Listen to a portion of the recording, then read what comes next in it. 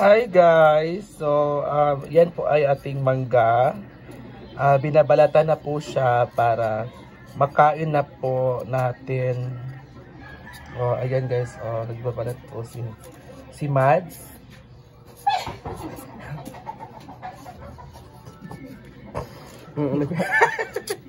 At ayan po, inano na po ni Mads dyan sa plato at may suka po tayo, tuyo. Ayan. Yan lang naman yung ating imumukbang for today's video.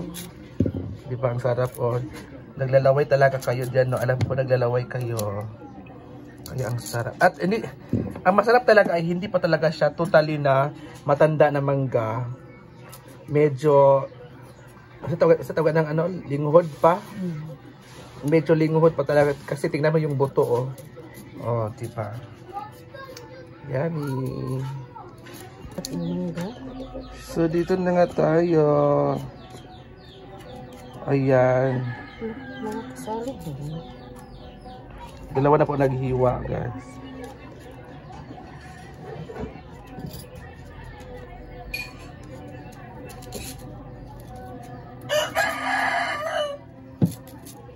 Amo na ning hugasan, guys, ha. Limpyo na ni ang Ratag mami. Ratag mami. So, dito na nga mo tayo. Ayan ganito paghiwa ng mangga. Di ba? Napakasarap na mangga. Fresh na fresh. Galing sa puno ng aming kapitbahay.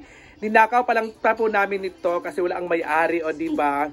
Yan po yung nakaw na mangga at masarap talaga. At ito ay titimplahan na po nila para mas masarap at matamis-tamis. Lagyan siya ng tuyo. Ayan yung ating tuyo. Ayan. So, dalawang klase po tayo na gagawa. Ay, lagyan din na siya ng suka. Ihurot na lang din ipam. Iubos na po yung suka na yan. Diba? Ang sarap, guys. At may sili pa. Kulang pa tayo ng sili para...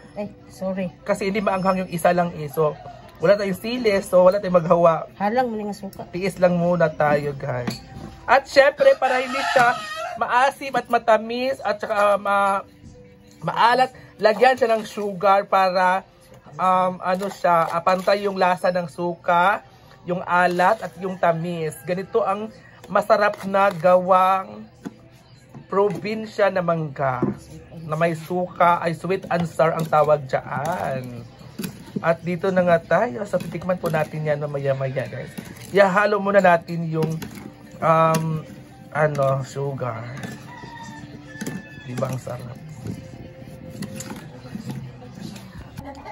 So, ito na nga yung ating finished product na mangga na sweet and sour ang tawag dito, di ba? So, titikman muna natin, guys.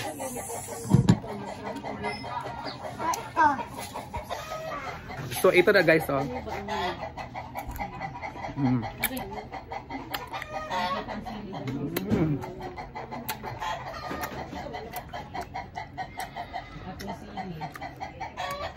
Harap.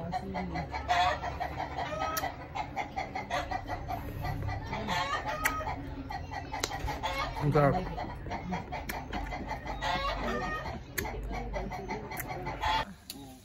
Yan na, okay na kumars. So, hi guys! So, dito tayo ngayon, nagluluto tayo ngayon ng paklay. Kasi ng birthday kasi ng inaanak namin ni ng aking kumari Andy at di ano mo na ito kumari? Ay, sige. Wow. Dapat din. Ay, sa kumari na makain ba? Itong inahanap namin pagkatapos siya yung lulutuin. Kami abuhan nga mo yung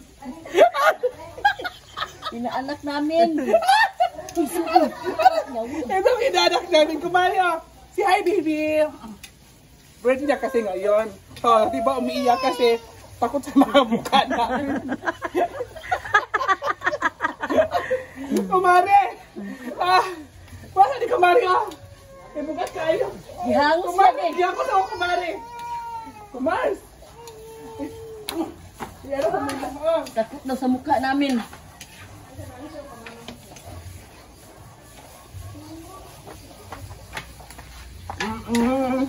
Sige.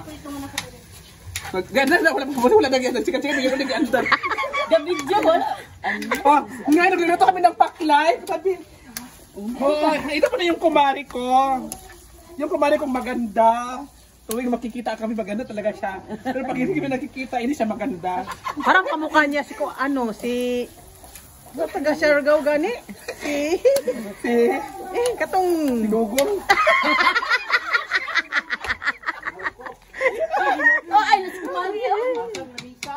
Ha? Basta ka naman kumalit. After natin hindi nagkita ng 20 years kasi tagal ko sa Maynila eh. Ay, sa Maynila nagkita na rin tayo. So, kumusta ka na pala? Okay lang. Okay pa sa alright. Ay! Diba? ang Si Iberguhon.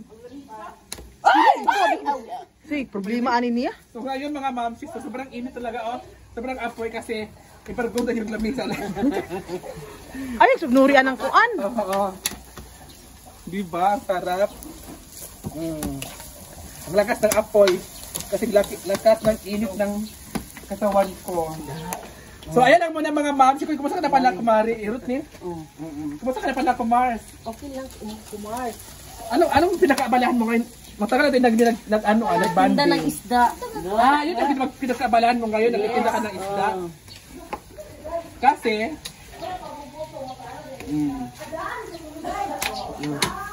sige na. Guys, ano muna tayo? Mag-video muna sa kabilang mga Ate ko yung litson ka. Oo, litson. Laigit ka. Wala pa tayo nagpamala na rin.